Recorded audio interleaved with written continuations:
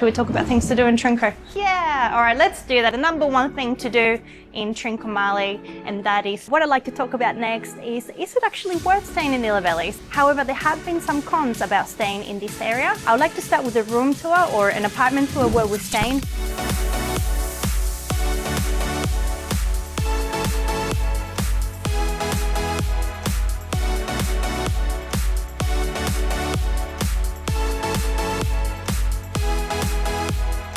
Hi everyone, welcome back to another Sri Lankan vlog. We are currently in Nilaveli, and in this video we're going to talk about the Trincomalee area, things to do in this area, and why we stayed in Nilaveli instead of Trinco, and should you stay here as well. Now I'd like to give you a room tour first so that you can see where we're staying, where we spent 17 nights, because honestly we've had a great time, but I also want to talk about the pros and cons of staying here as well. So lots to discuss, let's get started. I would like to start with a room tour or an apartment tour where we're staying first, so let's show you around. Let's start with the shared areas. You can see we've got a lovely pool down there. This is the Oceanfront Condominiums in Nilaveli. If you remember our previous video, we actually stayed at the condominiums in Gali as well by the same company, and the apartment was great there as well, so no complaints. This one in particular is actually made up of 6 different buildings with apartments. The first section is about 200 meters away, or maybe a little bit more, and it's got 4 condominium buildings. It also has a restaurant and a gym and its own pool, which is actually a little bit bigger than this one. And on this side we've got 2 buildings and this pool downstairs, which honestly the size is perfect. We've noticed that there's a lot more people on the other side, so that's fine. We've got access to the beach, and both sets of buildings have magnificent lawns, so for the kids it's been fantastic. I want to show you the inside of our apartment, which is where we spent the last 17 nights. We've got a huge balcony with an amazing view. I think this has been the highlight of our stay here. And we picked a 3-bedroom apartment because, it meets our needs. There's 5 of us, so we needed lots of comfortable sleeping spaces for everybody. We wanted cooking facilities, and this has everything. So let's start with the first bedroom, which is right here. Now, as it is off the balcony, you already know that it's got a lovely view. This is actually where Eva has spent all her nights. Well, sometimes she sleeps with us. It's got 2 single beds, it's air conditioned, and it's got fans. Coming out of that bedroom, we've got the living space, which has the lounge area and the dining area. Now, this space is so spacious. We're really happy with it. However, you should know that not all the 3-bedroom apartments are this big. We actually went into one of the other apartments that is currently for sale on the level underneath ours, and it doesn't have nearly as much as a square footage as this one. The bedrooms are also much smaller and the balconies are tiny, so do keep that in mind if you do decide to stay here, that you might not get the same. I'd like to show you into the second bedroom, which is where Joaquin and Javi have been sleeping. Again, it's air conditioned, fans, plenty of storage space, super comfy. They've got a bathroom, which they've been sharing with a lovely hot shower. Now I'm going to take you into the kitchen. Now it's got a lovely walkway as well. Hey Javi, having some cereal? Yeah. Now this is the kitchen. It is huge. Again, the other apartments might not have as big a kitchen. It had enough things for us to cook. It's got a stove right behind me, massive 2-door fridge, and I think we're all here for this, aren't we? When you're traveling with 3 kids, the washing machine. So we've got a balcony with a washing machine. Even from here, you got a gorgeous view. Show them, David. Now I'll show you just right behind us, in case you're wondering. These are other 3-bedroom apartments. I think they're all 3 bedrooms, but you can see the balcony space, and that's the living area right there. You also don't get as much privacy, I think. Now I'm going to take you to our next bedroom, but I'd just like to point out that I thought this was great. They actually include the water for your stay and they replace it. which I think it's great because otherwise you'll be buying bottled water the whole time. And we know about waste, and also it will just be a pain bringing that much water every day. Now we've got our bedroom here, which has got a huge king bed, an amazing view.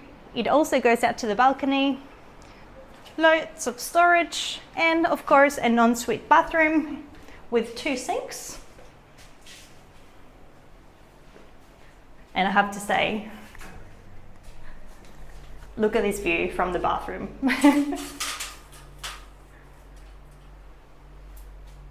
Should we talk about things to do in Trinco? Talk about things to do? Yeah, all right, let's do that. And I think an appropriate place to do that would be right in this corner, because that will take us to the number one thing to do in Trincomalee, and that is Pigeon Island, which is located right there. You can see the white sand beach from here. It is green, it is gorgeous, there are corals everywhere, and it is probably the number one thing to do here. Something to think about is that the cost of national parks in Sri Lanka has gone up so much.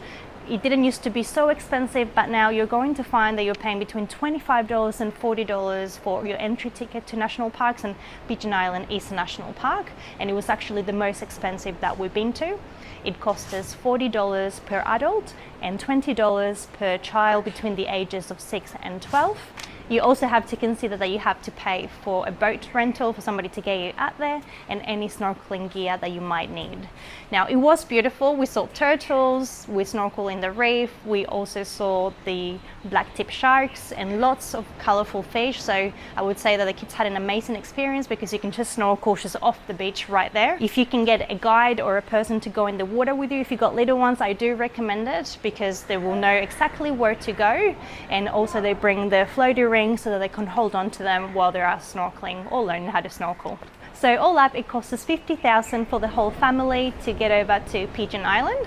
However, there is a cheaper option if you like to do snorkeling in this area but don't want to spend as much money, and that will be Coral Island, which is just onto the right of Pigeon Island.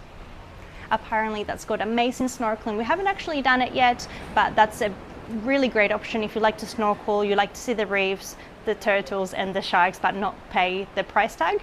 Now for Coral Island, we've been quoted $25,000, and that's including the boat and the snorkeling gear. Number 2 on things to do in Trincomalee is the Kaneshwaram temple. I am so sorry if I'm mispronouncing that.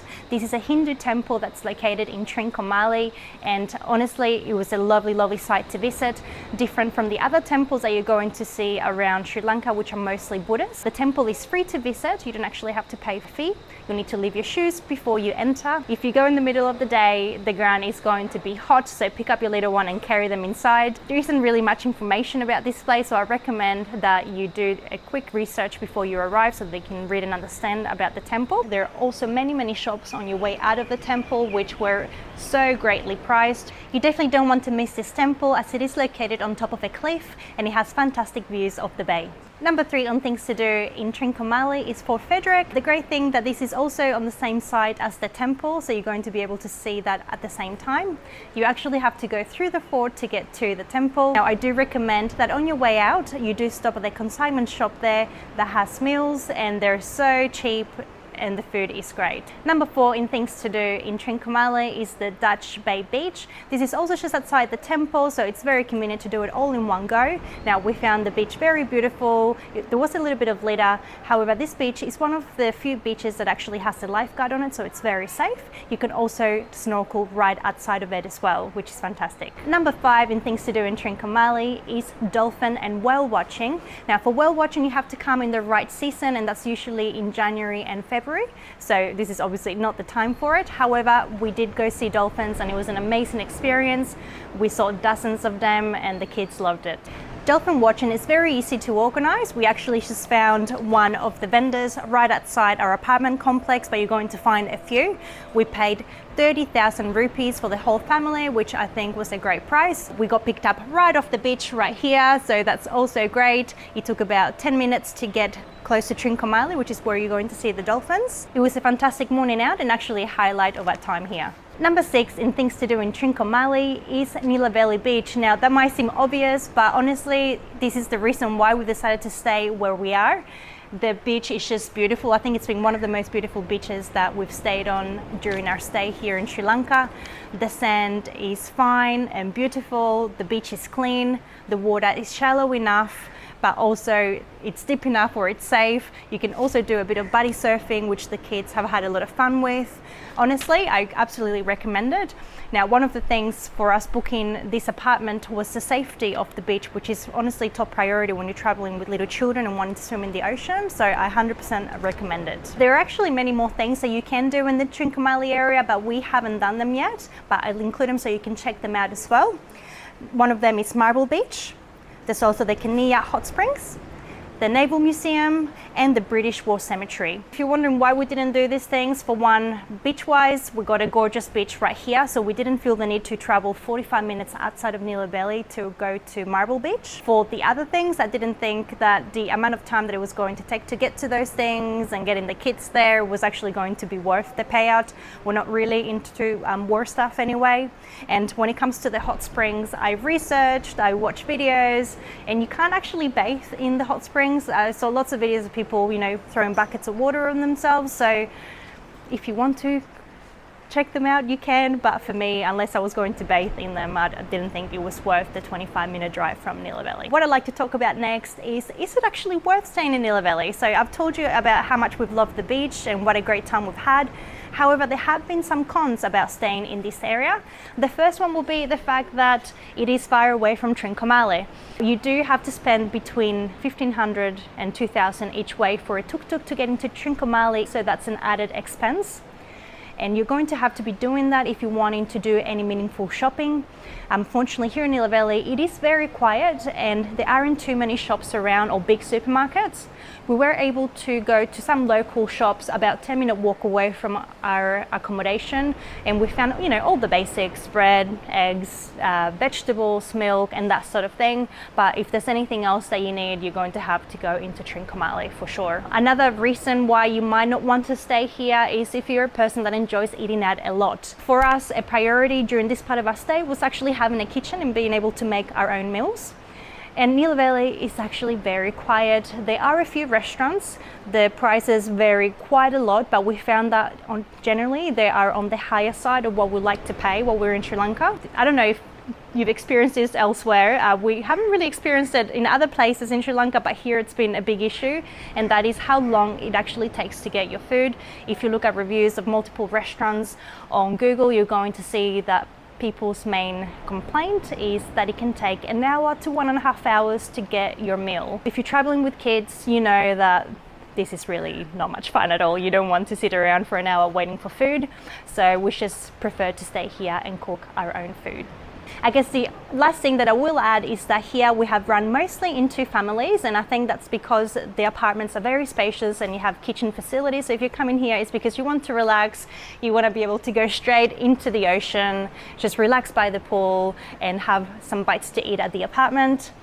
But if you're looking for something a bit more lively, this might not be the place for you. Upper Belly is not actually too far from here. That's another little town between here and Trincomalee. It's about a 10-minute ride, I believe. And there's a few more restaurants there as well. But to be honest, we haven't ventured off. All right, so to answer the question, should you stay in Nilaveli? For me, that's a massive yes. If you want relaxation, you want a gorgeous beach, lots of water activities, quiet streets, this is the place for you. So if you have any questions about Nilaveli or Trincomalee, please leave me a message below. And if you haven't already, don't forget to hit that subscribe button, and we'll see you on the next one.